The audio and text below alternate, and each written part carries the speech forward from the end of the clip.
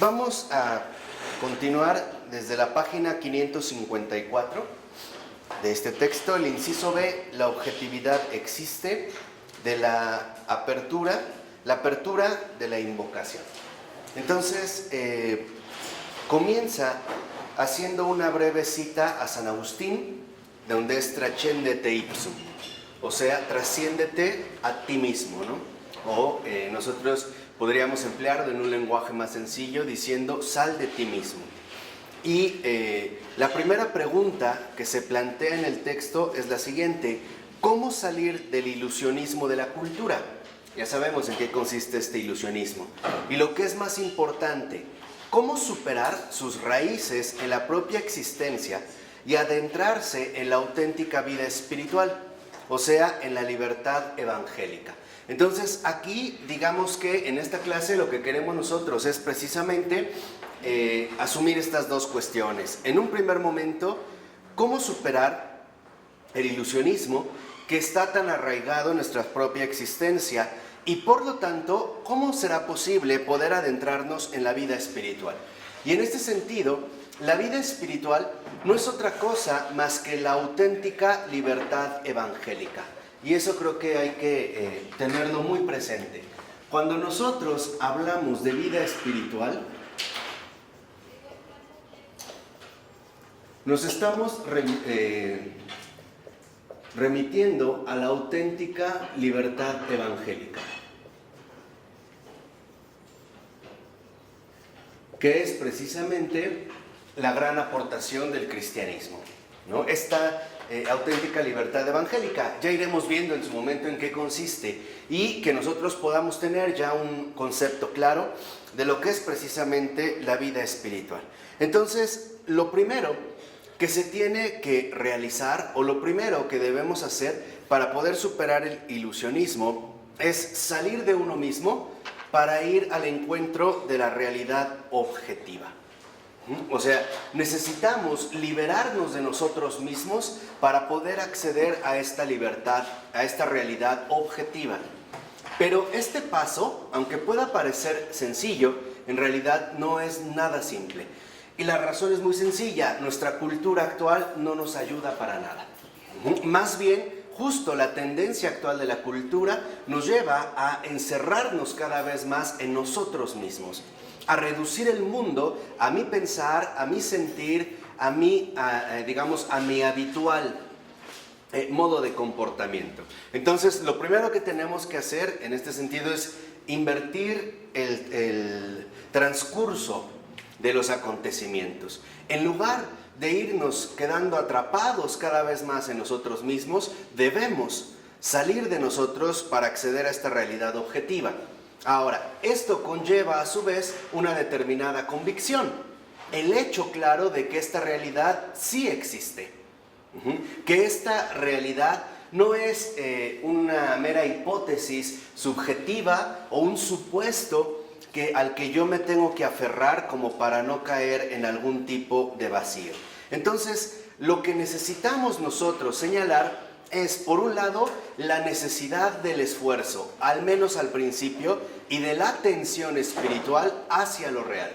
Entonces, aquí, lo primero que nosotros podemos ver en esta dinámica es un esfuerzo por salir de nosotros mismos, por romper de una vez por todas precisamente estas ataduras que nos han dejado encerrados en nosotros mismos. Y después, precisamente fomentar esta tensión hacia lo real, ¿no? Esta tensión que nos va a vincular con lo real. Entonces, lo primero que nosotros debemos de tener en cuenta es la manera en que esta vida espiritual precisamente va a requerir un esfuerzo en un primer momento. Y por ahí es justamente donde nosotros vamos a comenzar, o es lo primero que nosotros vamos a empezar a describir, para que vean cómo se trata de un esfuerzo que en último término todos debemos realizar. Y lo debemos realizar por dos simples razones. Primera, porque estamos ya desacostumbrados, y segunda, quizá más grave aún, porque ignoramos ya la necesidad de llevar a cabo este esfuerzo. el poder salir de uno mismo. Entonces, a su manera literaria e incluso poética, Florensky lo va a señalar de la siguiente modo. Estoy en esta amplia cita de la 554. Dice: se ha roto el último hilo que me ataba a la tierra. Siento el pecho oprimido por una losa sepulcral. Todo me es indiferente. Pasan los días grises, desesperantes. Ni un solo destello me ilumina, ni un solo rayo de luz. Todo está mortecino. Entonces, lo primero que vemos aquí es cómo Florensky nos empieza a describir lo que nosotros podríamos llamar estados subjetivos. O sea, mi propia condición individual. Y ahorita van a ver por qué es muy importante mencionarlos. Pero entonces, en este esfuerzo se trata precisamente de salir de los propios estados subjetivos.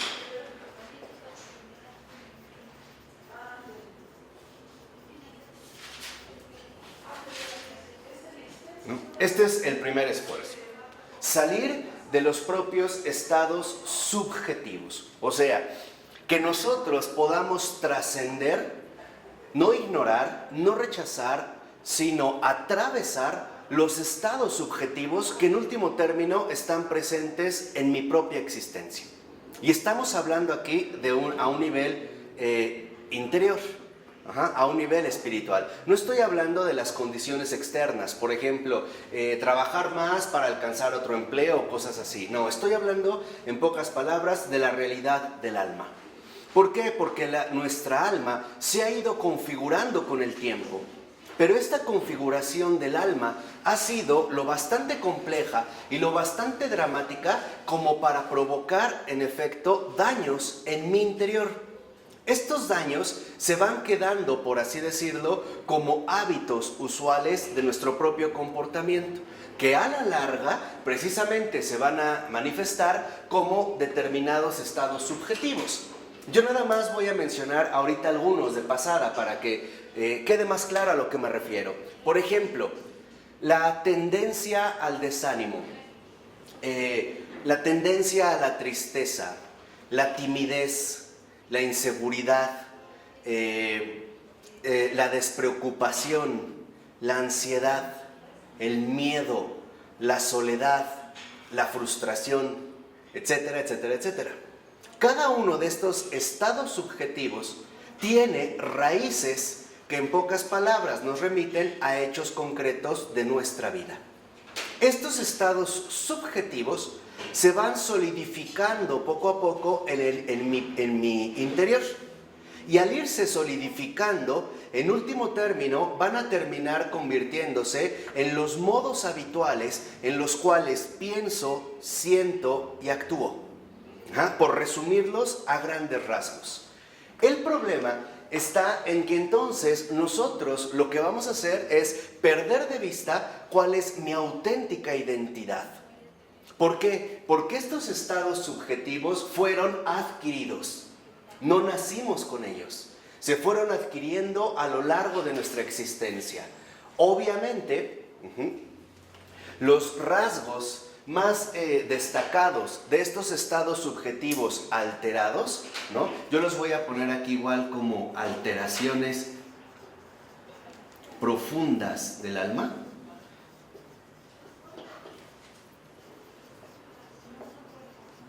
Estos estados subjetivos, estas alteraciones profundas del alma, se fueron estableciendo poco a poco como mi patrón de conducta. Y entonces yo pierdo de vista precisamente que a pesar de que yo estoy tan habituado a estas alteraciones profundas del alma, estos estados subjetivos no definen lo que en último término yo soy.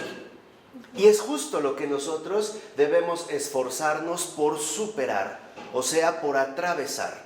Por decirlo así, estas alteraciones profundas del alma se van volviendo capas sólidas y endurecidas alrededor de nuestro núcleo más íntimo. Yo les dije que les iba a hablar de una oración muy especial, que de hecho no es otra más que la oración cristiana, no es nueva.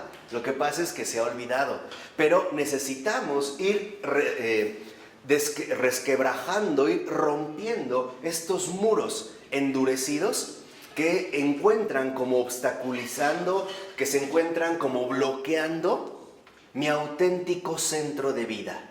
Y este centro de vida es luz. ¿Qué es lo que hace? Estas alteraciones profundas del alma eclipsan la fuente de luz que de hecho me sostiene y me recrea. Este es el paso primero que nosotros en efecto estamos llamados a realizar. Ahora, voy a hacer un comentario muy importante para que lo tengan en cuenta. No es casual y lo debemos leer a la luz del plan providencial que Dios lleva a cabo, que desde el siglo XIX y sobre todo en el siglo XX aparecieran las grandes escuelas psicológicas que conocemos básicamente como el psicoanálisis, en el caso de Freud, ¿no? Como esta escuela que también promueve el inconsciente colectivo de Jung, que va a ser después de Freud, y en último término, la escuela de la logoterapia fundada por Viktor Frankl. Ahora, lo que debemos observar es que a estos grandes personajes se les dio la capacidad para poder recordarnos que el alma humana posee una profundidad que no está a la vista de manera inmediata. A esta profundidad, Freud, por ejemplo, le llamó inconsciente. O sea, hay algo que escapa a nuestra conciencia más ordinaria.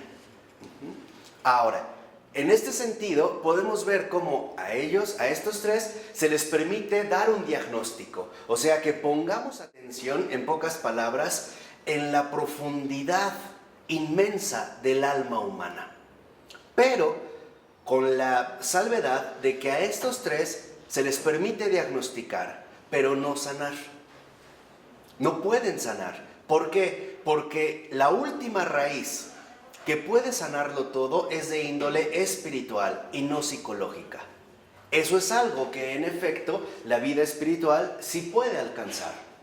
De tal manera que nosotros podríamos hundirnos hasta ese profundo inconsciente que para Freud siempre es inconsciente. Nunca se puede llegar a la lucidez de la conciencia, sino únicamente a través justamente de la interpretación de los sueños y toda la simbología que él va a ir detallando. Sí lo podemos sacar a la conciencia, pero no desde nuestras propias capacidades psíquicas, o sea, psicológicas, sino desde la propia fuerza que emana la presencia de Dios en nuestras vidas.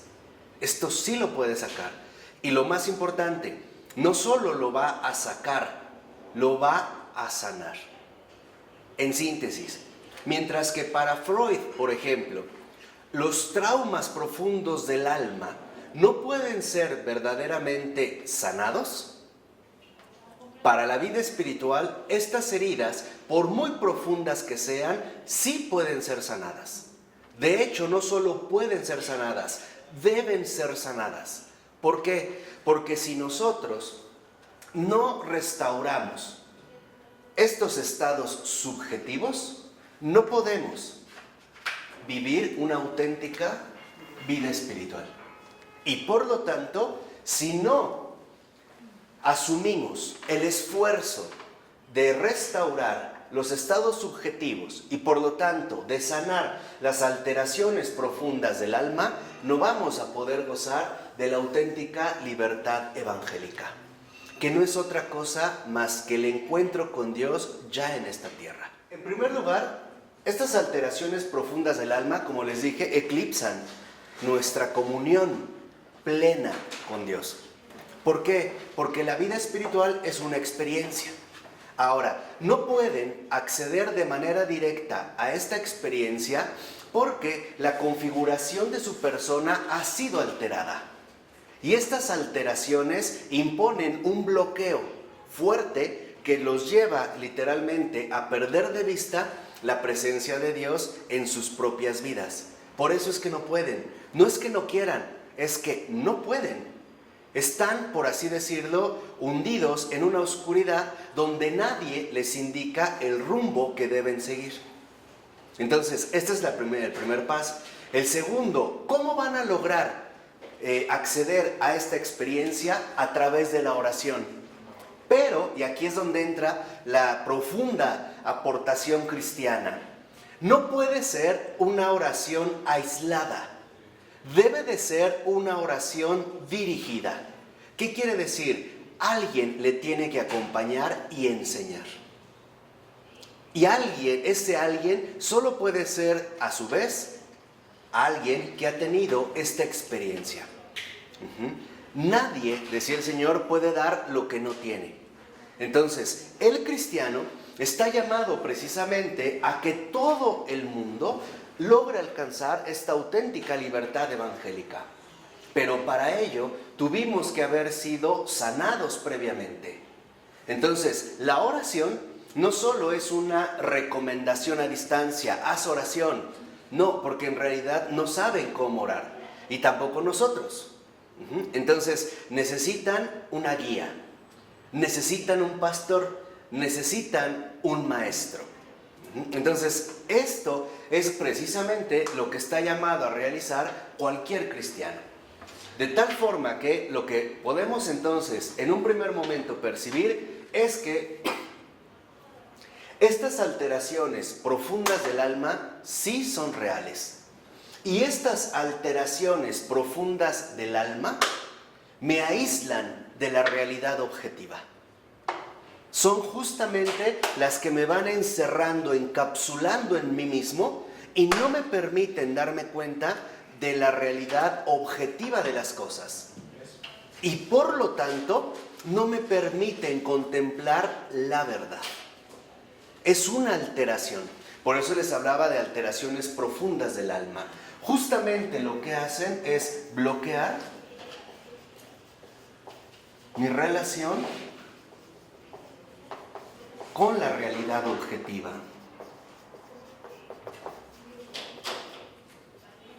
Por ejemplo, una persona que probablemente de niño o desde niño fue muy maltratado, sufrió desprecios, sufrió abusos, etc., no va a poder captar que las demás personas le quieran o le estimen, aunque ese amor sea sincero. No es, y ojo, no es que no quieran aceptarlo, es que no pueden hacerlo. Les voy a tratar de dar una imagen. Es como si desde niños, en su pequeñez, en su fragilidad, en su vulnerabilidad, le hubieran amputado los brazos que reciben a manos llenas el amor.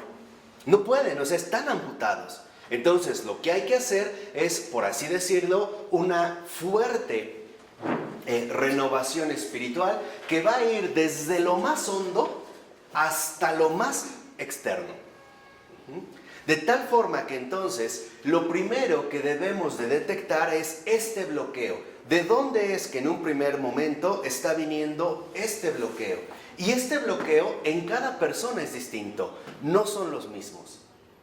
Puede ser que para alguna persona se dé una alteración a partir de un suceso insignificante, pero que para esa alma, en su personalidad única e insustituible, fue algo realmente drástico. Esto es lo primero que debemos entender. O sea, no podemos utilizar un mismo estándar para todas las almas. Cada alma requiere un tratamiento especial, específico y personalizado. De tal manera que en la vida espiritual no hay fórmulas, sino acontecimientos concretos. Y hay que tener el suficiente discernimiento para ver a qué nos estamos enfrentando. Esto es lo primero que debemos de tener en cuenta. Son mis estados subjetivos los que en último término bloquean mi relación con la realidad objetiva y por lo tanto con la verdad y por lo tanto con Dios. ¿De acuerdo? Entonces, no se trata en este primer paso de buscar culpas o culpables. No ese es el punto. El punto está en detectar estas alteraciones profundas que habitan en mí, aunque yo no lo haya querido. Porque en realidad muchos de estos estados subjetivos no los escogimos nosotros, se nos impusieron. O sea, ni siquiera nos dieron la opción de elegir si queríamos o no. Simple y sencillamente se impusieron. Por ejemplo, el abandono de un padre o de una madre. No fue algo que se escogió, simple y sencillamente, ¿no? Fue como un acontecimiento tan drástico que el niño tuvo que desarrollar determinadas estrategias de supervivencia. ¿Para qué? Para poder salir adelante. Y como estas estrategias le funcionaron en este momento, las va a adoptar como si fuera el único criterio de vida que conoce. Y es esto lo que a nosotros nos limita el contacto con la realidad objetiva. O sea, para el niño, lo único que le quedó fue desarrollar, según sus capacidades, ciertas estrategias de supervivencia. Algunos desarrollan agresividad, algunos desarrollan timidez, algunos desarrollan inseguridad, algunos desarrollan ansiedad, otros desarrollan depresión. No podemos determinar qué va a desarrollar, pero lo que es un hecho es que el alma del niño va a responder. Y va a responder como pueda, ¿ok? Como lo adoptó. Y eso le permitió sobrepasar esa situación. El niño ya no se va a desprender de este hábito adquirido. Y al adoptarlo, lo va a adoptar como si se tratara de su auténtica estructura ontológica. O sea, va a confundir los hábitos adquiridos con su auténtico modo de ser. Y ahí es cuando viene el trastorno de la personalidad. Todos tenemos algo de esto, todos, en mayor o menor medida, pero todos lo atravesamos. De tal manera que entonces, en este punto, precisamente lo que vemos es cómo Florensky va profundizando de tal manera que no solo nos habla en este primer punto de los estados subjetivos, sino que los empieza a desarrollar más y dice en el segundo parrafito: antes vivía con esperanza, únicamente ella sola me daba fuerzas. La esperanza era la única fuente para afirmar la vida, y ahora ya no tengo nada, nada. O sea, incluso Florensky se da cuenta que en efecto, tal pareciera que ni siquiera ya cuenta con una especie de resguardo.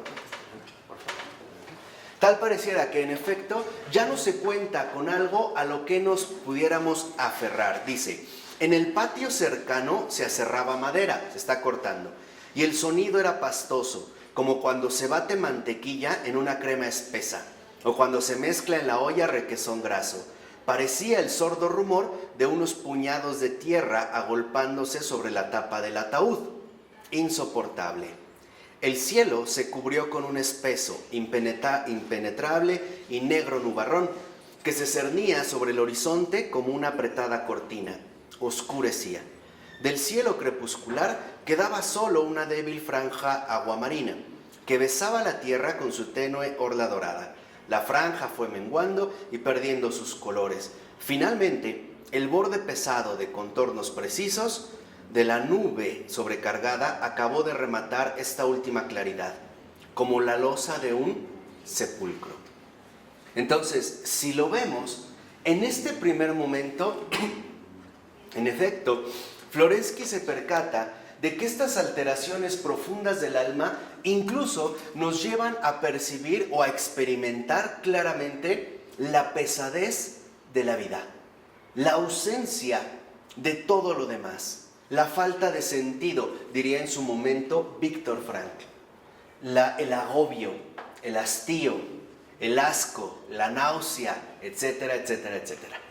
Pero todo esto viene no porque sea auténtico, viene porque ya no se tiene relación con la realidad objetiva. En pocas palabras, esto no es más que la manifestación clara de una subjetividad aislada. Son los estados subjetivos en los que cualquiera de nosotros puede caer en cualquier momento. Simple y sencillamente, ¿no? Ser presa de estos movimientos interiores y entonces quedarnos como atascados, como atrapados en ellos y sentir que en efecto no pudiéramos salir de ahí. Entonces, lo primero que debemos darnos cuenta es que estos estados subjetivos son normales. ¿En qué sentido normales? Que sí están presentes en el alma humana. Cuando se pierde de vista la realidad objetiva, entonces nuestra propia subjetividad nuestros propios estados subjetivos lo van a absolutizar absolutamente todo. Es como para una persona sumamente deprimida, donde todo el mundo le parece gris. Y para esta persona es gris. No está jugando, o sea, en realidad, ¿no? en su estrategia, todo es gris. Y dice a continuación Florensky: y entonces pataleé de cólera. ¿No te da vergüenza, desdichado animal, de quejarte por tu propia suerte? ¿Es que no puedes renunciar a la subjetividad? ¿Es que no puedes olvidarte de ti mismo? Y aquí es donde Florensky da en otro punto central. El primer encuentro que nosotros por lo regular vamos a tener con los estados subjetivos al intentar superarlos, al intentar atravesarlos, el primero es un profundo vacío y una profunda pesadez. Pero después vendrá el enojo, vendrá precisamente la cólera. Y esta cólera se va a traducir como un autorreproche. Me reprocho el no poder salir de mí mismo. Hay gente que en efecto se reprocha con implacable dureza que no pueda dejar de sentirse mal, que no pueda dejar de estar llorando, que no pueda dejar de estar desanimado, etcétera, etcétera, etcétera, ¿no? Y échale ganas, pero no puedo, y entonces se empieza a recriminar. O sea, va a venir precisamente esta lucha. Y dice Florensky: ¿acaso, qué deshonra? ¿Acaso no comprendes que es necesario entregarse a lo que es objetivo? Es que lo objetivo, lo que está fuera y por encima de ti, no es capaz de atraerte. Infeliz, mezquino, estúpido. Lloriqueas y te lamentas como si todos estuvieran obligados a dar satisfacción a tus deseos. Ay, ay, no puedes vivir sin esto y sin lo otro. Bien, ¿y qué? Si no puedes vivir, entonces muere. Derrama tu sangre, sí, con tal de vivir enteramente de realidades objetivas. Y no te rebajes a una despreciable subjetividad. No busques para ti condiciones favorables de vida. Vive para Dios y no para ti mismo. Sé robusto, mantén el buen temple, vive en la realidad objetiva, en el aire puro de las alturas, en la transparencia de las cumbres, y no en el bochorno de los valles putrefactos, donde las gallinas se arrebosan en el polvo y los cerdos se revuelcan en el fango. ¡Qué vergüenza!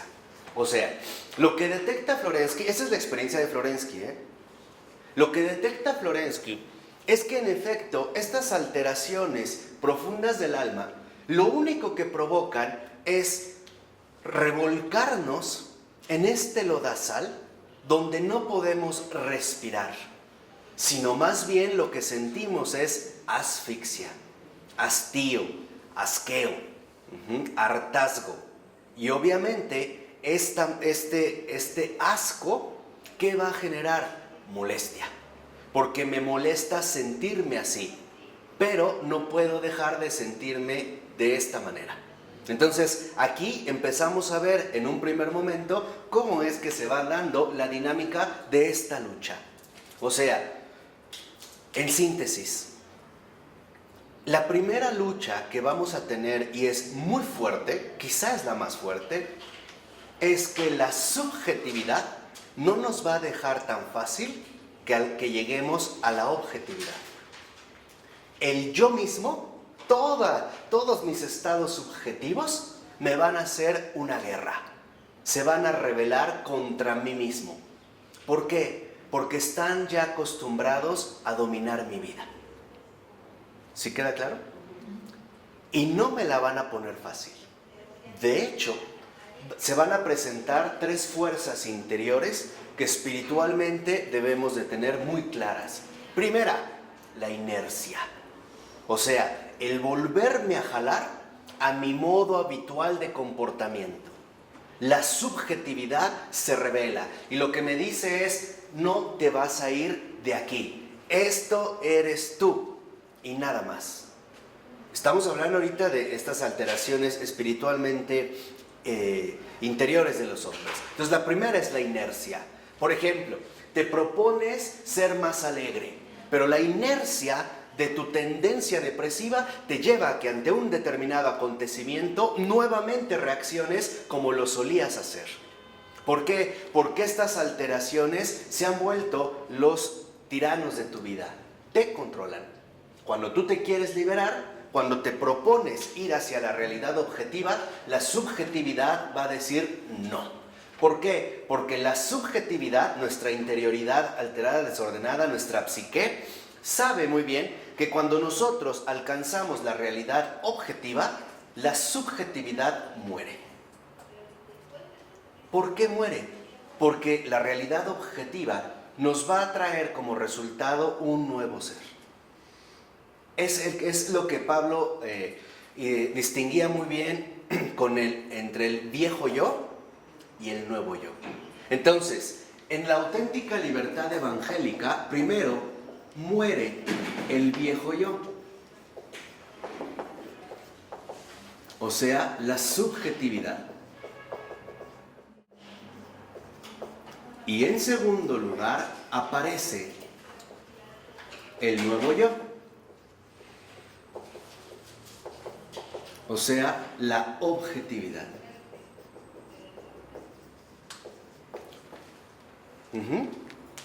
Por eso podemos detectar que además de la inercia, que es la primera fuerza que yo les comenté, aparece la segunda, la oposición.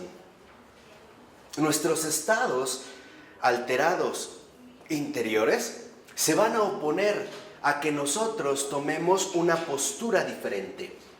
¿Qué quiere decir? Que no nos van a dejar escapar tan fácilmente de su propio dominio. Y por eso van a mostrar fuerte oposición. Y esta oposición, a su vez, junto con la inercia, vendrá, a la cual se añadirá la tercera fuerza espiritual de este combate interno, el desánimo. El desánimo se va a presentar como el golpe más fuerte que podemos recibir para rendirnos en esta lucha. Un ejemplo, alguien se propone o se percata que en estos estados subjetivos su vida está dominada por la ira o por el enojo. Entonces se propone llevársela más tranquila y no enojarse tan fácilmente, ¿no? Lo logra 1, 2, 3 días, pero después resulta que se enoja y explota. La primera recriminación que va a aparecer es, ¿lo ves? Tú eres así, nunca vas a cambiar, no vale la pena que lo intentes. ¿Para qué te esfuerzas si nada más estás cayendo y recayendo? Deja de hacerlo. Y esta es la tentación espiritualmente más fuerte, porque pareciera que en efecto hay bases, ¿no? Para suponer que esto es así, pero la verdad es que no es así. ¿De acuerdo? O sea, simplemente estoy viendo para que vean cómo se da este movimiento interno en el alma humana. Es la fuerza más peligrosa porque es la más sutil.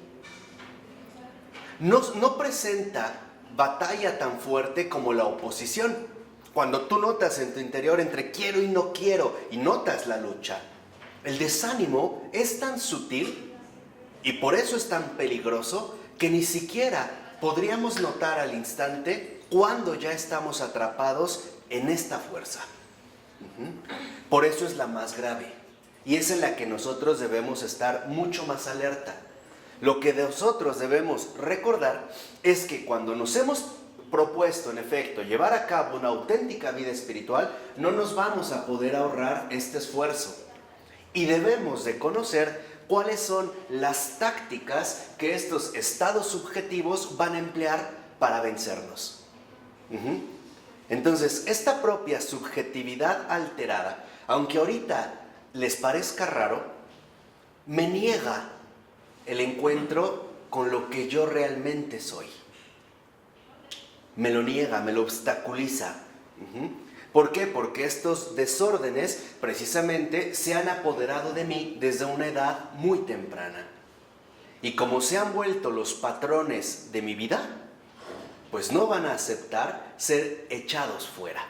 En la primera, cuando una persona estuviera libre de alteraciones subjetivas, de estados subjetivos alterados, y rechazara a Dios, sería un signo claro de que no está libre de alteraciones. Porque si no tuviera estas alteraciones, viviría en la verdad.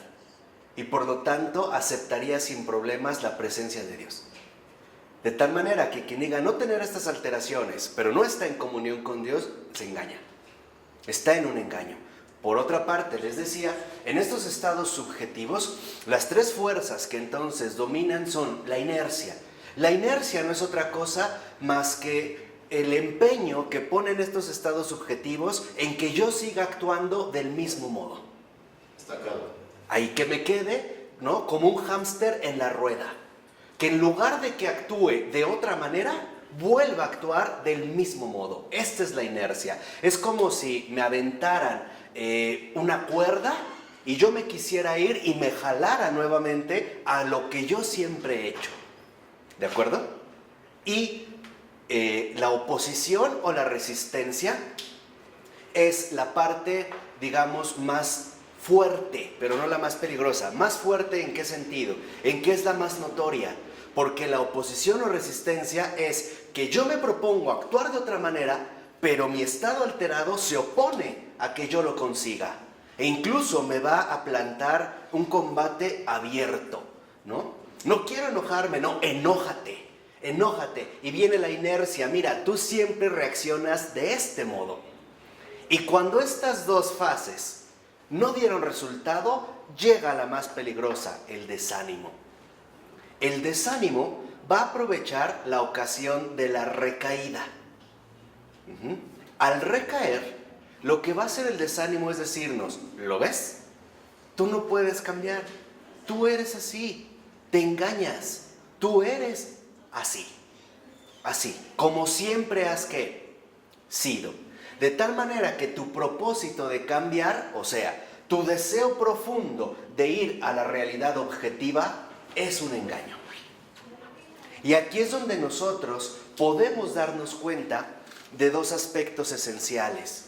El primero, estas alteraciones profundas del alma son en efecto el resultado más grave del pecado. El pecado, justo lo que viene a trastornar, es nuestra relación abierta y cara a cara con Dios. Este es justamente lo que se viene a alterar. ¿Quién es el primero, por así decirlo, en experimentarlo? Adán y Eva. Se dan cuenta que en efecto en estas alteraciones profundas ya no pueden ver a Dios. Ya no. Más bien se tienen que ahora ocultar y por lo tanto encerrar en su propia subjetividad. Y se les abrieron los ojos y lo primero que vieron es que estaban desnudos. O sea, se vieron a sí mismos. Esto es justamente, ¿no?, de fondo, de raíz, lo que me impide a mí bloquear mi relación con la realidad objetiva. Pero, por muy grave que haya sido esta alteración, no nos está completamente prohibido retornar a mi auténtica espiritualidad, o sea, recuperar mi auténtica libertad. Esta auténtica libertad que es evangélica, o sea, que es de Cristo, que es justamente lo que nos viene a proponer.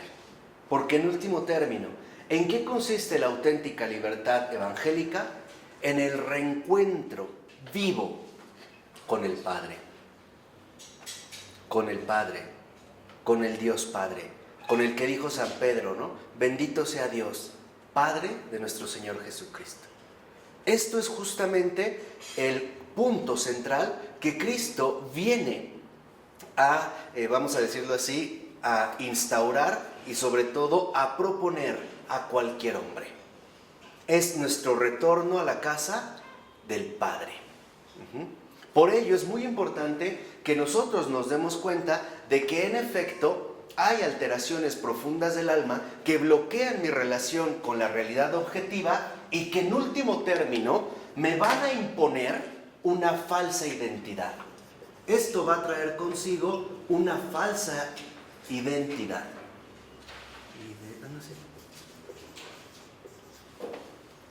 Esta falsa identidad no es más que la subjetividad.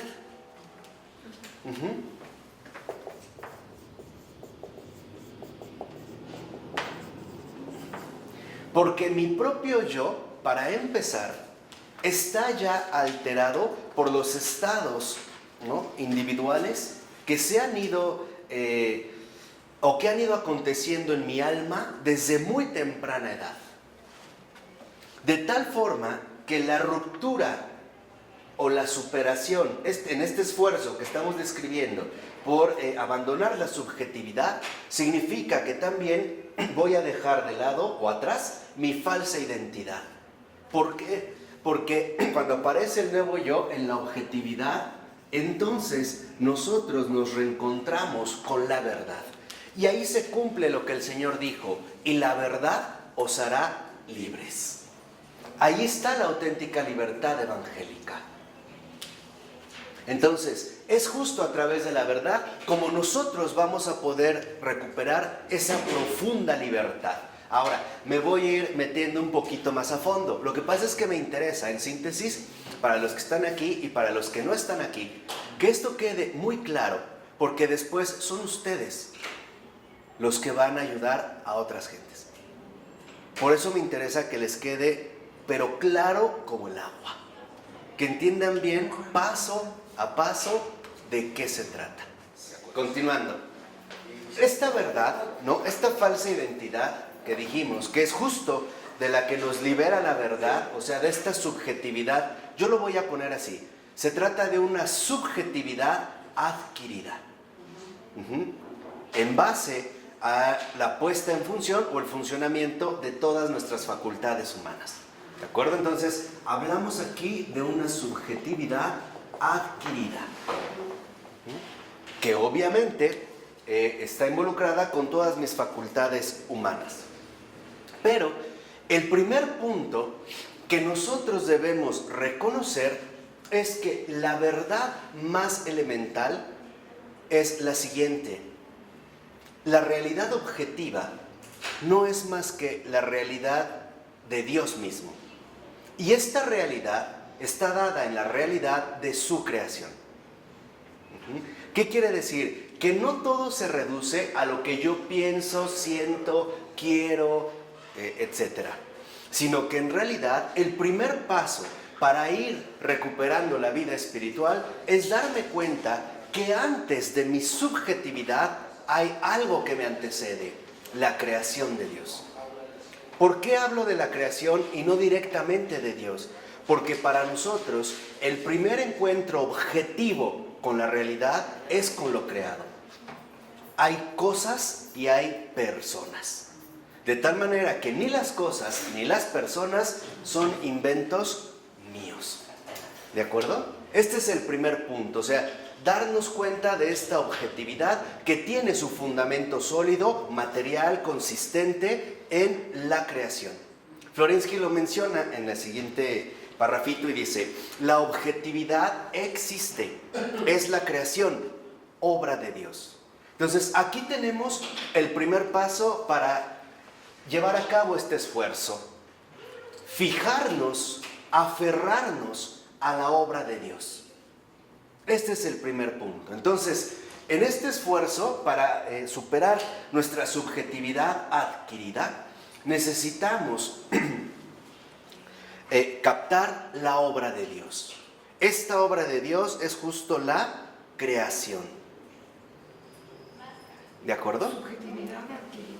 Para superar esta subjetividad adquirida, necesitamos nosotros ahora dirigir toda nuestra atención precisamente hacia la obra de Dios. Entonces, dentro de esta verdad, lo primero que aparece es la obra de Dios, o sea, la creación. Pero fíjense en algo muy importante. Dice Florensky: vivir y sentir en compañía de toda la creación, pero no de aquella creación que el hombre ha profanado, sino de la que salió de manos de su creador. ¿Qué significa esto? Que nosotros no podemos dirigir nuestra atención de manera ingenua y precipitada a la creación que el hombre ha profanado, o sea, al estado en el cual se encuentra el mundo, con la intervención del hombre, sino al momento o al estado de la creación puro, el modo en el cual ha salido de las manos del Creador. ¿Y esto qué significa? Que nosotros debemos ir más allá de la intervención de lo humano para recuperar esta creación, esta obra de Dios, que en último término es buena. Acuérdense desde el Génesis, ¿no? Dios creó y después de que creó y vio que eso era bueno. Ahí es lo primero que hay que quedarnos.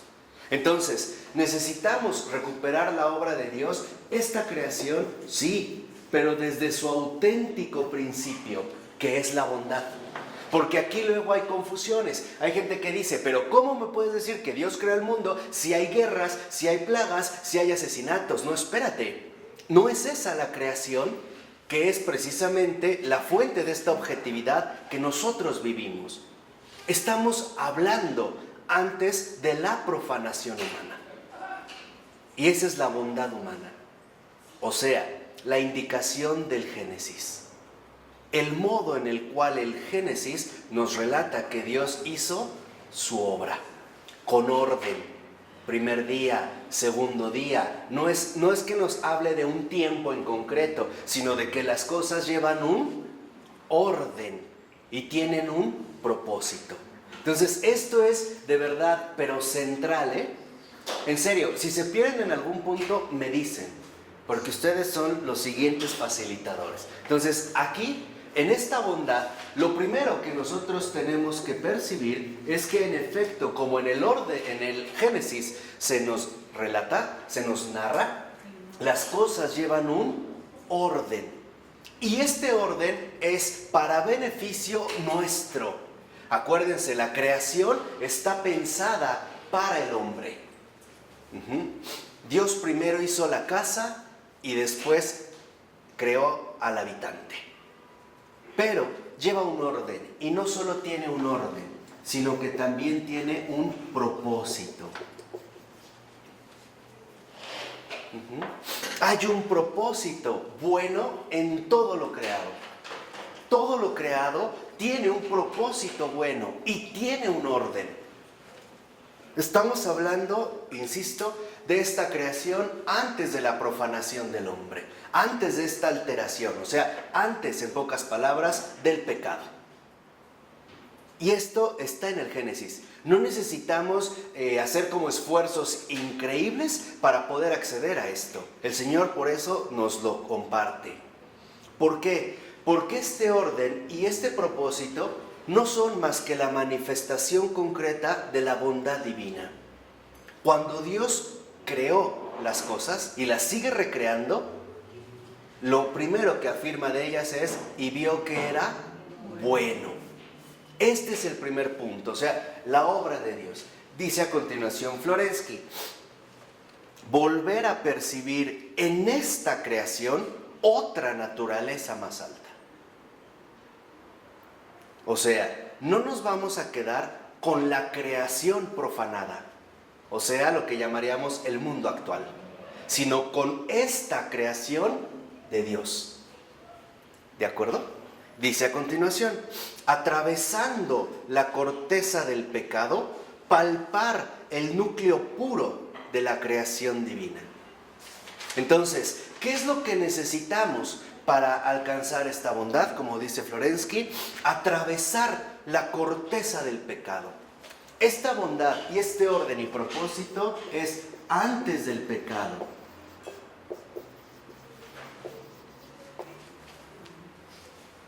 Porque el pecado, acuérdense que viene a trastornar todo, la creación entera. Pero aunque la haya trastornado, eso no anula esta creación divina, buena. Porque esto fue primero. Primero es la creación buena, después vendrá el ¿qué? Pecado. Pero el primer orden es que así comienzan las cosas, con bondad. Dice a continuación Florensky, expresar esto es proponer la exigencia de la persona restaurada, es decir, espiritual. Y de nuevo se plantea la cuestión del ascetismo. Entonces, para que nosotros podamos realmente recuperar esta creación pura de Dios, la obra de Dios en su manifestación plena de bondad, necesitamos nosotros ser espirituales. O sea, romper las limitaciones, los desórdenes que nuestra propia subjetividad nos impone. O sea, para que yo pueda contemplar la bondad de Dios, necesito liberarme de mí mismo, de todos estos desajustes, trastornos, desórdenes que en mi interior se han ido, solidificando, se han ido fosilizando hasta parecer, incluso manifestarse como una subjetividad adquirida, pero falsa. ¿De acuerdo? Entonces, para que nosotros podamos llegar aquí, necesitamos la ascesis, o sea, purificación. Necesitamos irnos purificando de nosotros mismos, o por ponerlo en otros términos, necesitamos ir abandonando, irnos despojando de nuestros estados subjetivos. Necesitamos ser libres para comulgar con la verdad. ¿De acuerdo? Lo vuelvo a repetir esto último. Necesitamos ser libres para comulgar con la verdad. ¿Ser libres de qué? De nosotros mismos, de mis propios estados subjetivos, de todas las alteraciones profundas del alma que me impiden dirigirme hacia la realidad objetiva donde la verdad resplandece por sí misma. Vamos, por ponerlo en términos más sencillos, necesitamos estar sanos para formar parte de la verdad. Y necesitamos estar sanos espiritualmente. ¿Cómo se logra esto? A través de la oración. Pero lo primero que quiero que vean es precisamente el desarrollo. ¿Vamos bien? Entonces necesitamos primero estar sanos, ser restaurados, ser retomados por las manos divinas. Por ponerlo así, una imagen. Así como el Padre me creó con sus manos de una manera espléndida y como niños me caí en el parque, me revolqué en el lodo, pisé excremento, me rasguñé. Ahora volver a sus manos para que Él nuevamente ya no me va a crear, me va a recrear. O sea, para que aparezca una criatura nueva, una criatura renovada, una criatura precisamente restaurada. Entonces, el siguiente paso que nosotros tenemos que ver es que en efecto el peligro mayor al que nos enfrentamos es el siguiente: que la subjetividad adquirida ahora se convierta en algo absoluto. O sea, que no seamos capaces ya de abrirnos a la objetividad, sino que se convierta, por así decirlo, en un caparazón tremendamente duro que nos impide ver algo más. Y lo dice el texto en el siguiente párrafo a partir del tercer renglón. En la subjetividad corre el peligro de hundirse y de quedar fijada eternamente en sí misma. Nuestro autor se invita, por tanto, a sí mismo a salir de la propia subjetividad, buscando la objetividad máximamente real. ¿No? ¿Por qué? Porque si no, entonces nosotros correríamos el riesgo, que aparte es terrible, doloroso, de que la subjetividad adquirida se convierta en algo incluso absoluto para uno mismo. No en sí mismo, sino absoluto para mí mismo, para uno mismo. Y esto es precisamente lo que a nosotros nos hunde en este abismo sepulcral pesado, en esta losa, como dice Florensky, en esta losa de sepultura que no es más que mi propio yo.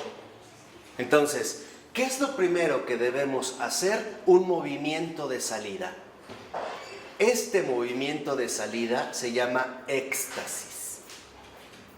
El éxtasis Aquí vamos a poner en orden muchas cosas. Éxtasis no significa salir hacia otro ámbito raro donde tengo visiones, alucinaciones, coloquios y esto. No.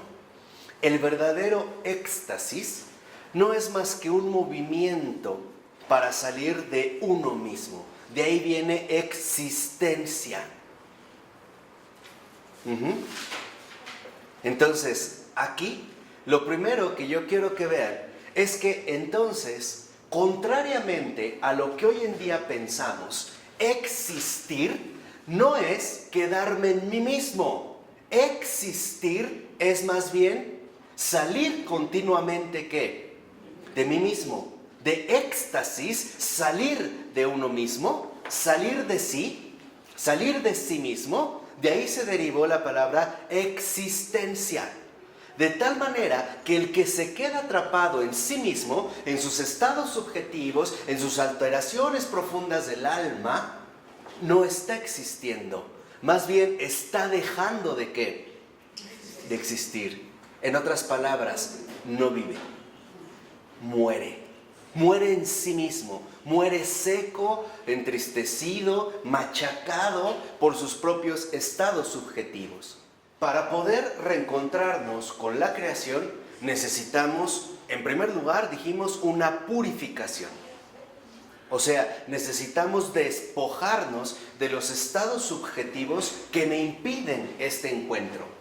Y esa es la labor ascética. El despojarte de todos los estados subjetivos o alteraciones profundas del alma que te impiden contemplar y por lo tanto comulgar con la verdad. De tal manera que entonces, para que yo pueda, en este sentido, reencontrar esta creación pura, esta manifestación pura de Dios, lo primero que tengo que hacer es un esfuerzo. ¿Cuál? El esfuerzo por salir de mí mismo. El esfuerzo por superar mi propia subjetividad. Y este es el trabajo espiritual. Este es el primer paso espiritual que vamos a dar. De tal manera que entonces, como yo les comenté, la palabra existencia viene de éxtasis, salir de uno mismo. De tal manera que entonces, para que podamos hablar realmente de que alguien existe, es porque vive en la auténtica libertad que la verdad le da. Y la verdad os hará libres. Podríamos decir a lo mejor en términos más filosóficos. Y la verdad os hará existentes. Es justo el estar saliendo continuamente de ti mismo lo que te da la cualidad de existencia, de existir. Existir, en este sentido, no es más que el movimiento continuo de salir de ti. Y lo podemos ver en una imagen muy sencilla. Una persona depresiva que se encierra en su propia alteración interna, ¿se acaba o no se acaba? Claro, se destruye. ¿Qué quiere decir? Que entonces ya no existe, más bien se está aniquilando. Entonces, aguas. Porque aquí lo primero que a mí me interesa es que ustedes vean cómo si yo no salgo de mi subjetividad, no existo, sino que me autoaniquilo. Lo opuesto a la existencia es la autoaniquilación. ¿De acuerdo? El que se queda aferrado, encerrado, atrapado en sus propios estados subjetivos, en estas alteraciones profundas del alma, lo único que le espera es la aniquilación. Y por lo tanto, ya la muerte espiritual aquí en la tierra. Y ese es el grave peligro que muchos corren. No es casual que en nuestro mundo contemporáneo, tan espiritualmente desordenado, sea la época donde se da el más alto índice de suicidios, depresiones, bipolaridades, trastornos de personalidad, trastornos emocionales, trastornos afectivos, etcétera, etcétera, etcétera. Y ya ahora empezamos a entender por qué. ¿De dónde vienen todos estos malestares? Precisamente de la subjetividad adquirida que se ha convertido en algo absoluto para esa persona. De tal manera que entonces, vuelvo a repetir, existir es salir de ti, superar tus propios estados ¿qué? Subjetivos. Si no lo haces y te quedas atrapado, no existes, te aniquilas. Así que, ya que nos quede muy claro, lo opuesto a existencia es aniquilamiento, aniquilación, el aniquilarse, el quedar consumido, en este sentido, por tu falsa identidad que te bloquea esta relación fundamental con la realidad objetiva. Y por lo tanto vas a terminar consumiéndote a ti mismo.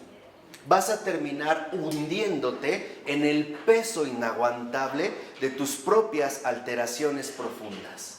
Ahora quizá podemos entender también por qué el buen Jesús dijo: vengan a mí, todos los que están cansados y agobiados por la carga. ¿Cuál es la carga? La carga de sí mismos. Y yo les daré alivio. O sea, yo les voy a dar la auténtica ¿qué? Libertad. Los voy a liberar de sí mismos. Los voy a hacer libres de sí mismos, de sus estados subjetivos y de sus alteraciones profundas del alma. De tal manera que salir de los propios estados subjetivos no es otra cosa más que existir. Salir afuera. Y existir, ¿sí quedó claro esto o no? Es de verdad importantísimo, ¿eh? De tal manera que el esfuerzo por salir de los propios estados subjetivos no es otra cosa más que el real esfuerzo por en verdad que existir. Y entonces, para existir se requiere la libertad y la verdad. ¿Y qué es lo que va a traer realmente el existir, el salir de los propios estados subjetivos? No otra cosa más que el gozo auténtico y verdadero de la objetividad de Dios. Vamos, el encuentro con Dios. Entonces, el existir, de donde se deriva éxtasis, el existir no es otra cosa más que salir de los propios estados subjetivos, ser libre de ti mismo. Lo voy a poner en esta otra manera: existir, ser más que tú mismo, ser mucho más que tu subjetividad adquirida, ser más que el modo habitual de comportamiento que has ido adoptando a lo largo de toda tu vida. Y este es el auténtico existir cristiano. ¿De acuerdo? Por ello, en el texto, cuando nos vamos a quedar por un momento en este movimiento de salida de sí hacia el ser objetivo, lo primero que nos vamos a encontrar es que en efecto esto no es otra cosa más que la concepción cristiana del mundo. Pongámoslo en un comentario muy sencillo. Si una persona no sale de su odio o de su resentimiento, no puede crecer. No puede, en este sentido literal, ¿qué? Existir, sino que más bien permanece en un estado continuo de aniquilación. Y este estado continuo de aniquilación se puede ver reflejado en 3 síntomas muy concretos: depresión, cansancio y amargura. Este aniquilamiento se puede ver claramente manifestado, repito, en 3 síntomas o signos más bien claros del deterioro espiritual: depresión, cansancio y ¿cuál les dije? Y amargura.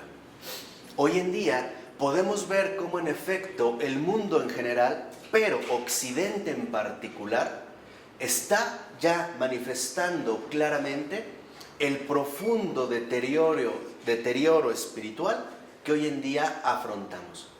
Hoy, por decirlo así, vivimos una terrible inanición espiritual. Estamos espiritualmente anémicos.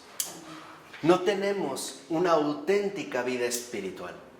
De hecho, ni siquiera sabemos lo que es. Y esto hay que decirlo con sinceridad. Se pueden rastrear a partir de qué momentos. Pero este existir es justamente el salir de uno mismo. Y esa es la verdad. Esa es precisamente la realidad objetiva. O sea, el existir no es más que un movimiento penetrado. Uno, salir, salir fuera de sí mismo.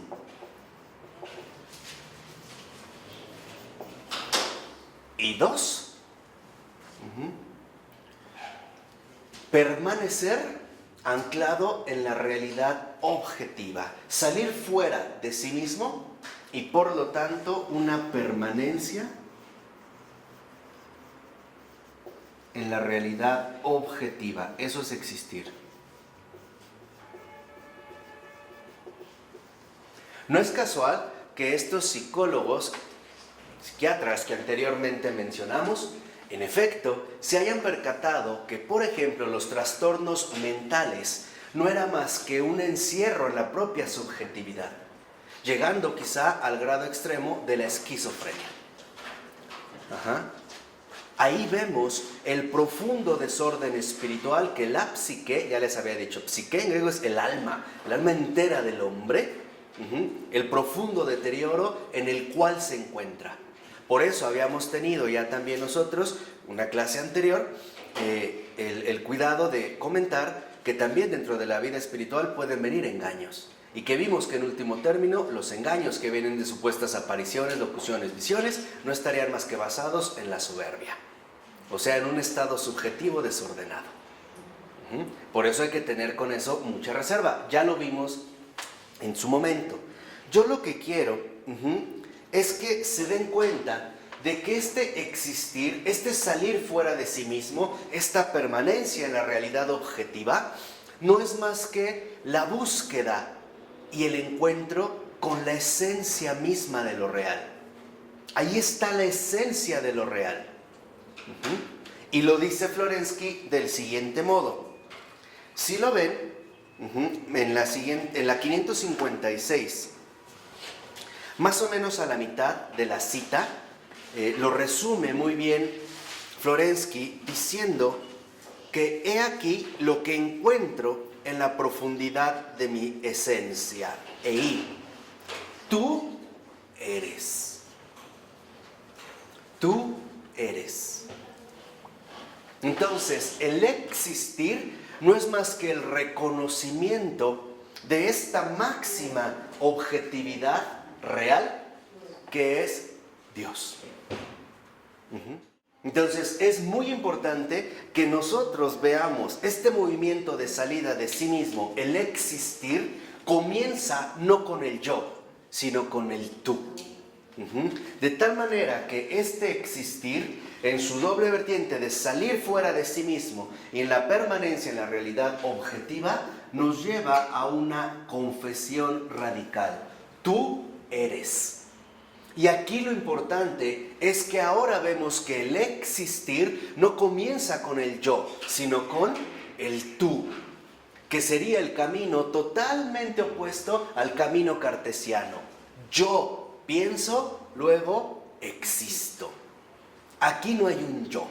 ¿Qué quiere decir? Que lo primero es un tú, no yo.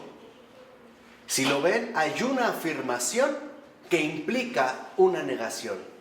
Tú eres, no yo. Por eso también entendemos por qué Jesús en el Apocalipsis decía, yo soy el alfa y la omega. Para poder empezar a tener una verdadera y profunda vida espiritual, el primer paso para el existir es la confesión honesta y abierta del tú eres. Esta es la realidad objetiva.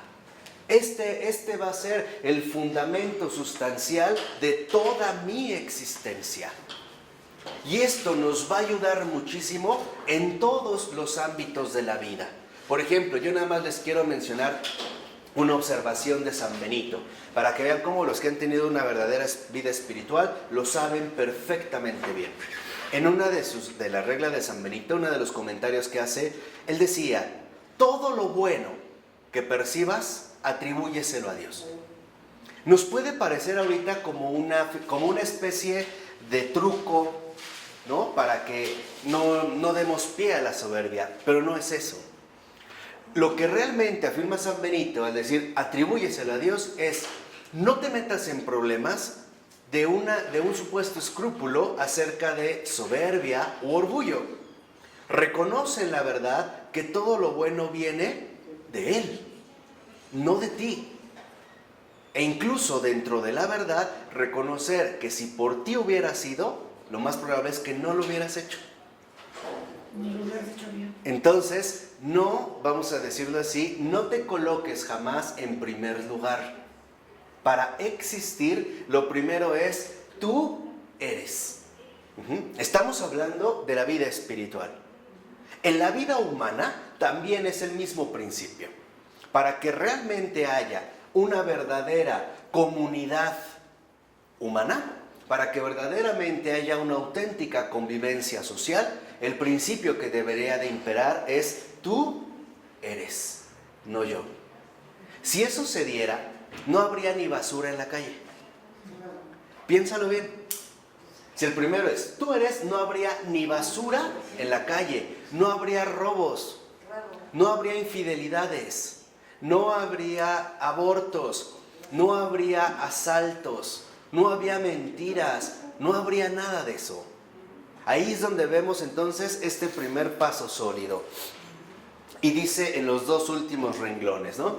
Dice Florensky: en él está la respuesta. Nosotros le decimos: tú eres. Y fíjense qué hermoso.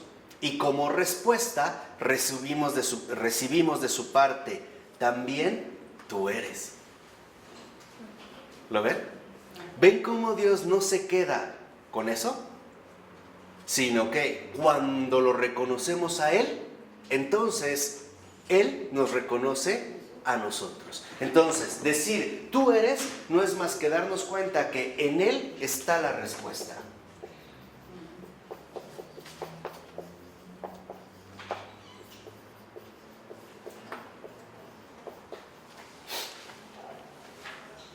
Aquí sí podemos regresar a nosotros mismos sin temor a equivocarnos. Porque esta confirmación, dice, y Él recibimos de su parte, tú también eres, no viene de mi subjetividad adquirida, viene de Dios, o sea, de la total objetividad. Eso no es invento mío. Esto no es una atribución que yo pretendo arrebatar. No es más que la confirmación de mi propia vida. Y por lo tanto, no es más que la orientación total de todo mi existir. En Él está la respuesta. De tal manera que entonces, en este paso, dice ahí mismo a continuación Florensky, este es el punto de apoyo de nuestro ser. Cuando nosotros reconocemos la verdad, o sea, el tú eres, cuando realmente reconocemos que en primer lugar está Dios, Él nos va a devolver el fundamento de nuestro ser, al decirnos, tú también eres. Y dice, la experiencia de Dios como verdad no puede ser olvidada. No se puede olvidar. Entonces, no creamos que solo se trata de una experiencia de Dios meramente forzada o afectiva o sentimental. No es así. Es una experiencia profunda y radical en la verdad, que se resume en dos simples palabras. Tú eres. En Él está la respuesta. Tú eres. Y Dios, vimos, nos responde, tú también eres. Dice, solo a partir de este momento el hombre comienza a reconocerse a sí mismo como hombre. Y hasta que no ha experimentado en su conciencia este mínimo de vivencia mística, el hombre no es para sí mismo más que un animal con semejanza de hombre. Entonces, fíjense, para Florensky, esto es el principio y es el mínimo, lo básico, lo esencial. Dice, el que ni siquiera ha tenido esta experiencia mínima, no es más que un animal con apariencia de hombre. ¿Por qué? Porque el hombre, a diferencia del animal, posee la imagen y la semejanza de su creador. El animal no. El hombre es el que le puso el nombre al animal, pero el animal no le responde. ¿O sí? Eso es lo que quiero, ¿verdad que no? No le responde, pero Dios crea al hombre. ¿Y qué espera del hombre? La respuesta. Y ahí es donde encontramos el profundo misterio del lenguaje y de la voz. Perdón, ya estoy en la edad, es que me estoy recordando de las lecturas, que ahora entiendo por qué tuve que leer todo esta semana, ¿no? Pero la voz, ¿qué es la voz? No es más que ese enorme misterio que Dios nos dio para poder emitir una respuesta, para poder confesar la verdad. Por eso tenemos voz.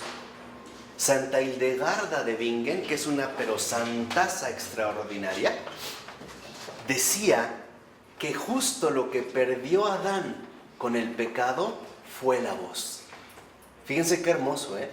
Y que por eso el hombre ha tenido que recurrir a la invención de la música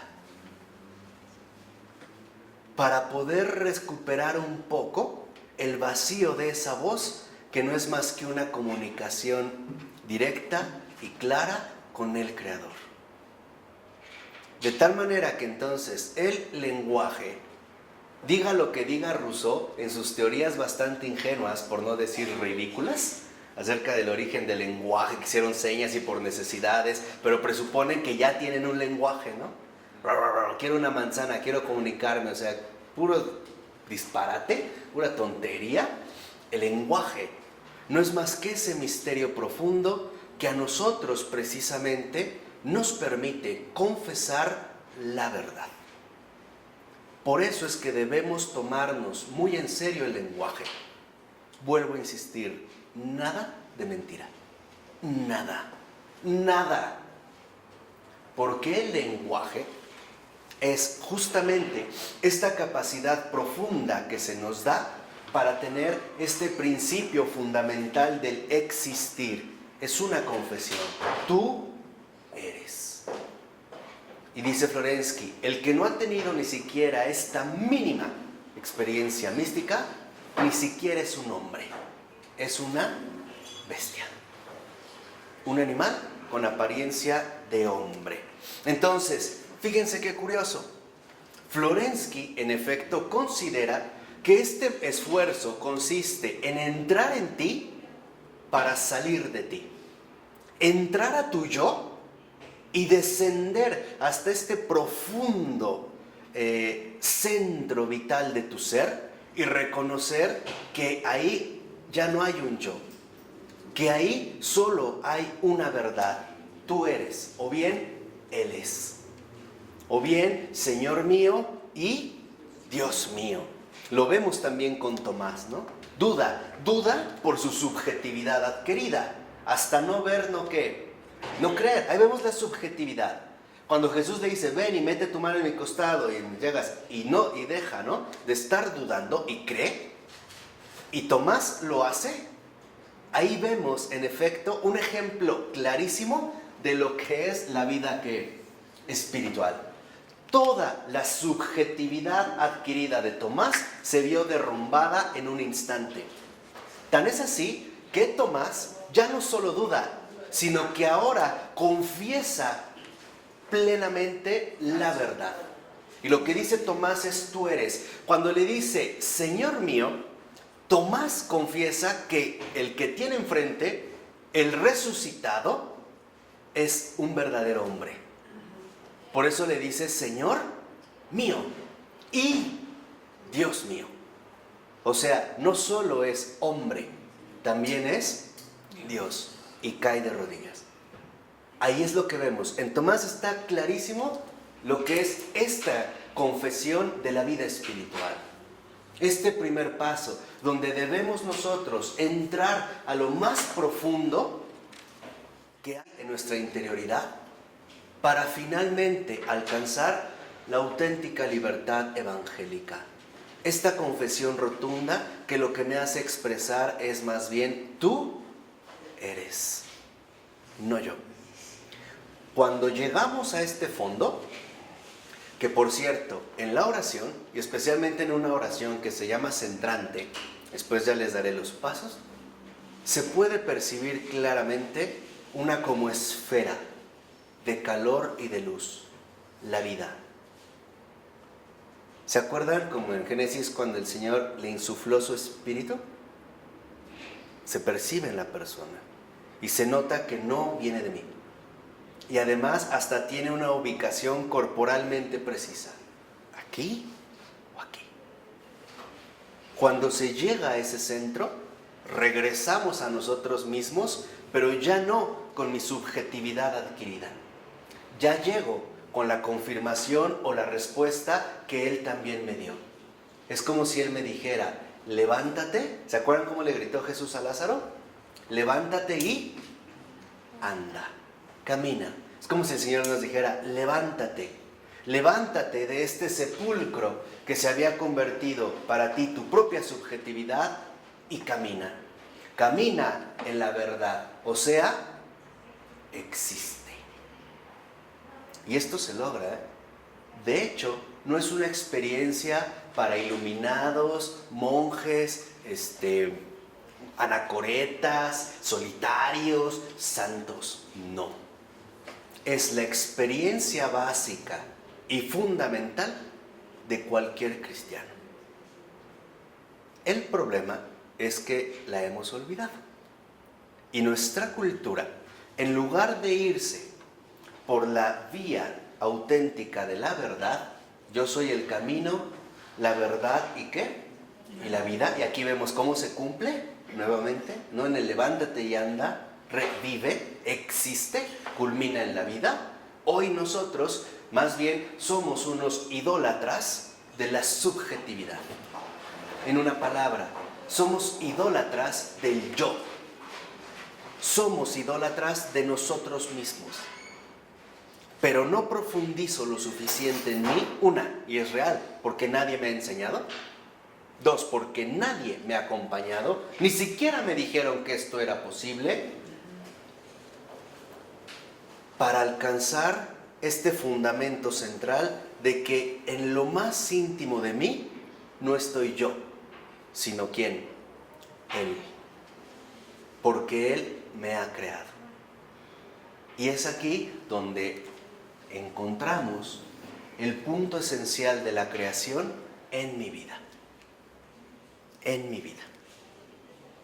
Al principio esto les puede resultar, vuelvo a insistir, como si fuera solo para algunos, que Dios dio su gracia. No.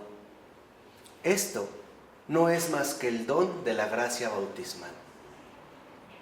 Esto no es más que el privilegio tan inmerecido de ser hijos de Dios. O simplifíquenlo. Todo esto no es más que el don enorme de llamarse cristiano. No es para los santos, es para todos. No es para los monjes, es para todos. No es para que te vayas 2 años o 10 años allá a un desierto, a un bosque solo ahí medio salvaje y primitivo, ¿no? No.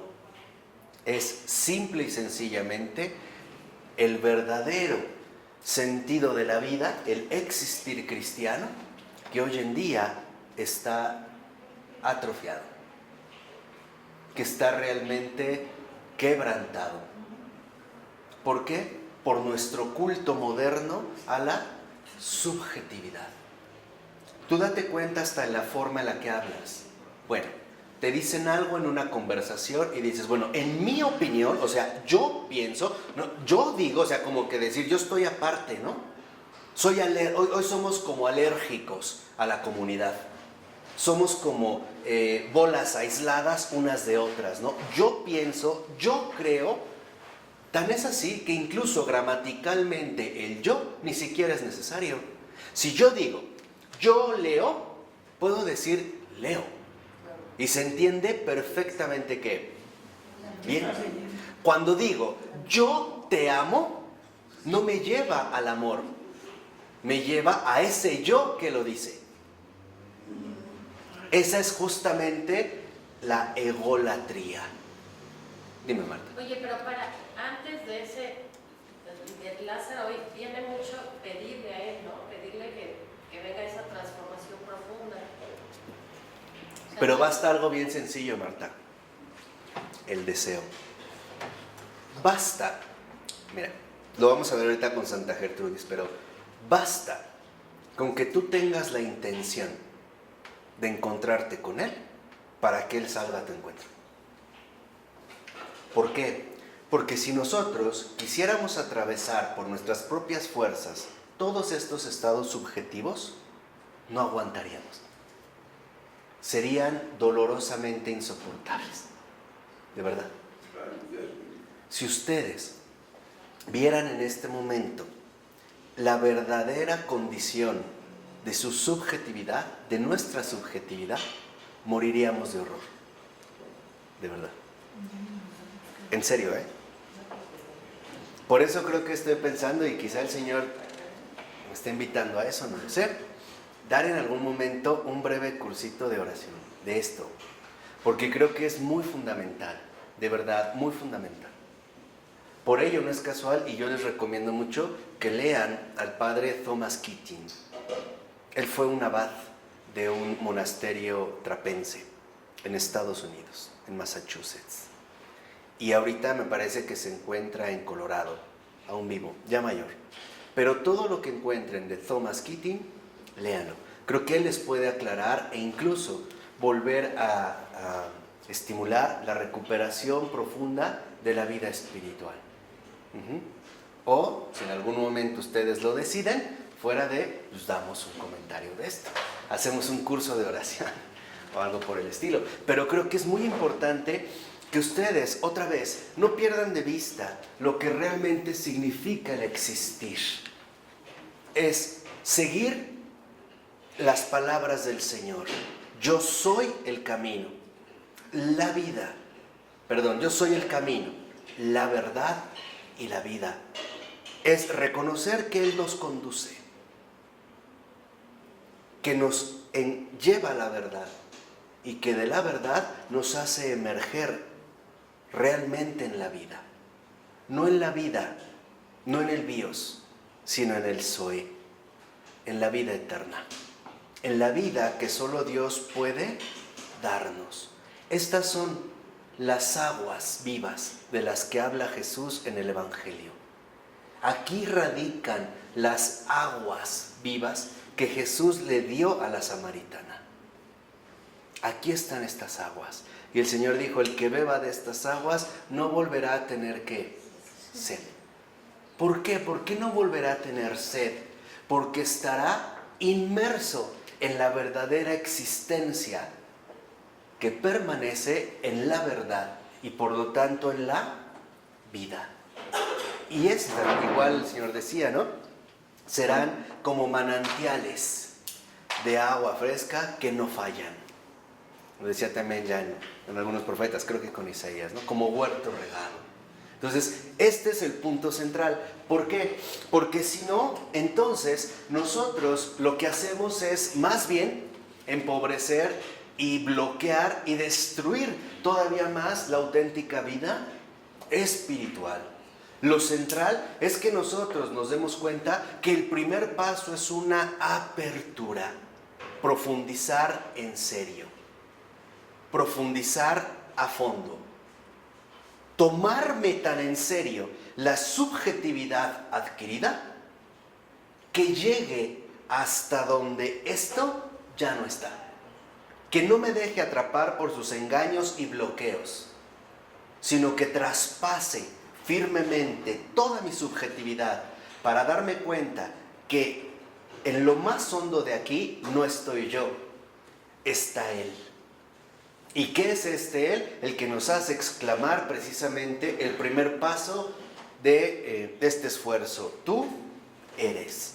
Por eso, como lo dice a continuación Pavel Florensky, la entrada en sí mismo para salir de sí es pues el primer paso hacia el encuentro con la realidad salvadora.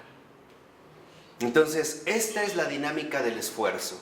La entrada en sí mismo para salir de sí.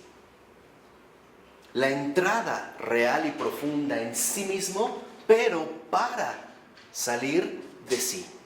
O sea, la entrada en mí mismo para salir de mí a través de la ¿qué? De la verdad. Y por lo tanto, encontrar esta realidad salvadora. Entonces, tenemos básicamente dos opciones.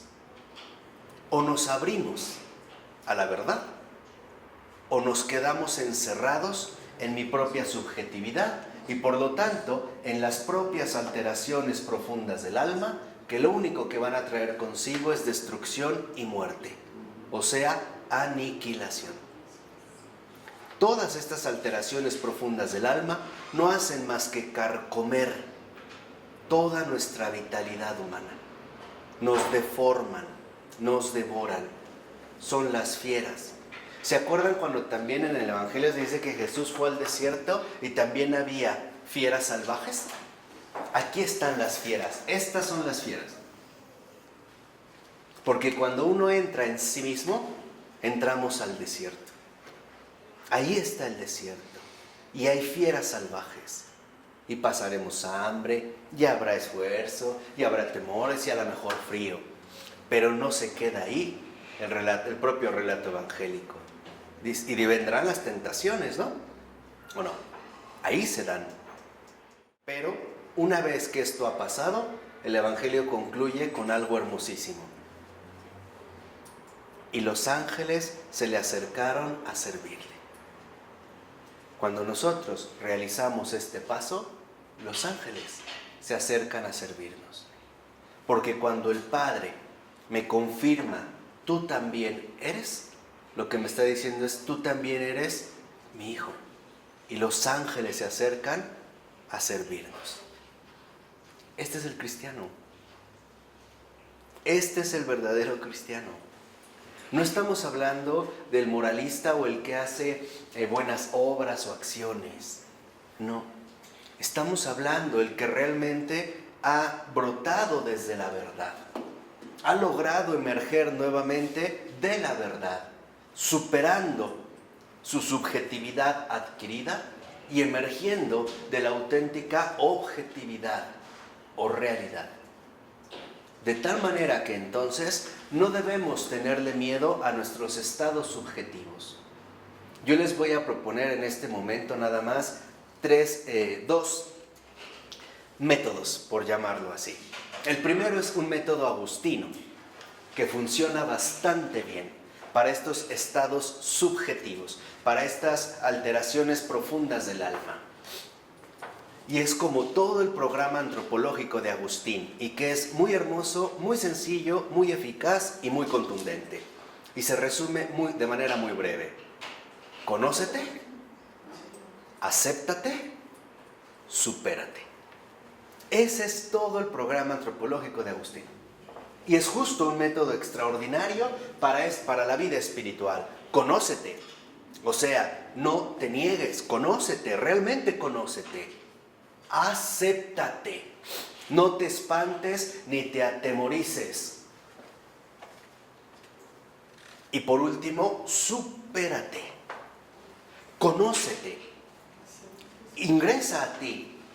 Ingresa a ti. Realmente haz conciencia de ti. Conócete. Conócete. Acéptate. Lo que encuentres. No te juzgues. No te espantes. Eso es lo más esencial. No te juzgues. No te espantes. Tú no eres juez ni fariseo. Ajá. Sí, ya entendió. Ya quedó claro. Exacto. Tú no eres ni juez ni fariseo. No te espantes, no te juzgues. Acéptate. supérate. ¿Cómo te vas a superar? Muy sencillo. Dios mío, ven en mi auxilio. Señor, date prisa en socorrerme. Ahí está el misterio del lenguaje. No es complicado, ¿o sí? No. Lo único que se requiere para esto son 3 cosas. Intención. Tener la intención de ser salvado, de experimentar la salvación de Cristo, o sea, experimentar el abrazo con el Padre. Intención. Segunda, tiempo. Date tiempo. Tómate tu tiempo. Hoy que vivimos en un mundo que pisotea el tiempo y lo desperdicia en un montón de tonterías. Tiempo. Tómate 5 minutos diarios. No necesitas más para empezar. 5 minutos.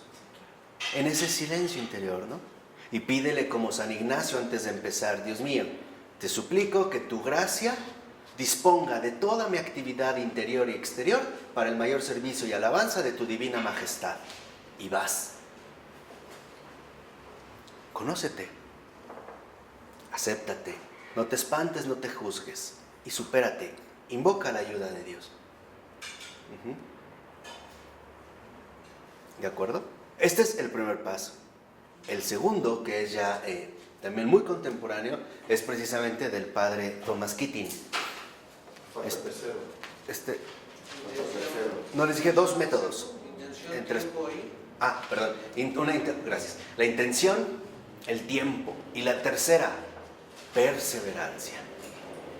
Perseverancia. Ojo. No esperes ver resultados inmediatos, sino evalúa tu oración por los efectos conseguidos, no por los resultados. Porque Dios no trabaja con prisas. Y la perseverancia es importante, porque involucra o implica o está incluida implícitamente la paciencia. El problema es que también somos una cultura extremadamente impaciente. De hecho, y ese es el punto. El otro método, que va junto a se pueden conjugar bastante bien.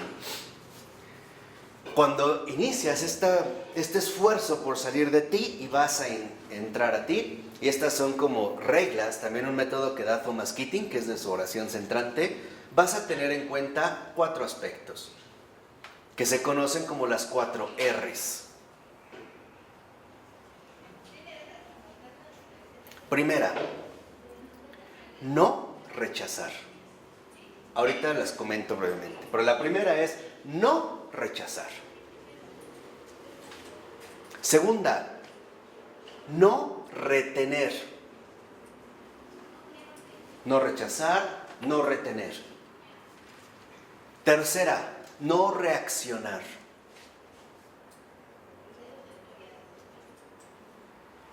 Y cuarta, retornar. Retornar a la palabra sagrada. Ahorita van a ver a qué me refiero.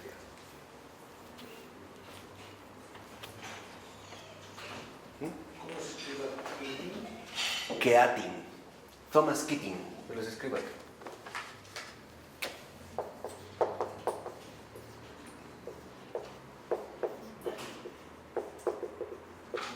Thomas Keating. Estos 4 elementos que ahorita, gracias a Dios, podemos comentar, van a ser como tus herramientas para llevar a cabo este método de Agustín. ¿Por qué son herramientas? Se les conoce como las 4 R's. Porque cuando tú empiezas realmente a llevar una vida espiritual y la oración, que es lo que veremos la siguiente ocasión, y realmente te lo tomas en serio, se van a presentar fenómenos que son normales, pero que a ti te pueden resultar extraños. Por ejemplo, ok, me voy a conocer, Dios mío, ayúdame. Y de repente a lo mejor me vino un recuerdo de la infancia donde la pasé mal, por poner un caso. Lo que tienes que hacer es no rechazar, no decir, no, esto no pasó, o de esto no quiero hablar, no, tienes que dejarlo fluir, dejarlo pasar. Y eso involucra que no lo vas a retener, no te vas a quedar ahí. ¿Por qué pasó? ¿Cómo fue posible? Bla, bla, bla. Y no vas a reaccionar. O sea, no vas a reaccionar ante esto, entonces te vas a hundir en un pozo de tristeza. O en la ira de la injusticia. ¿Sí me explicó? No. Simple y sencillamente vas a dejar que pase. No rechazo, no retengo y no reacciono. Lo dejo pasar como una ola. Como si estuviera en el mar y llega una ola y no extiendo los brazos para detenerla, ¿verdad? Ni me espanto si está grande o pequeña, ni digo, no viene nada y me volteo, ¿no? Simple y sencillamente que pase. Y retornas a tu palabra inicial. Dios mío, ven en mi auxilio. O Señor mío y Dios mío. Y deja. ¿De acuerdo? Lamentablemente ahorita no les puedo decir más, pero creo que vamos avanzando, porque sí hay como que asimilarlo, ¿no? Hay que llevarlo. Entonces, acuérdense, decía también el gran Luigi Giussiani, el cristianismo es una experiencia, pero es una experiencia de vida eterna, no es una experiencia cualquiera. Y en síntesis, ¿cuál es esta experiencia de vida eterna? La oración. ¿Y qué es la oración? Los dejo así para la siguiente clase.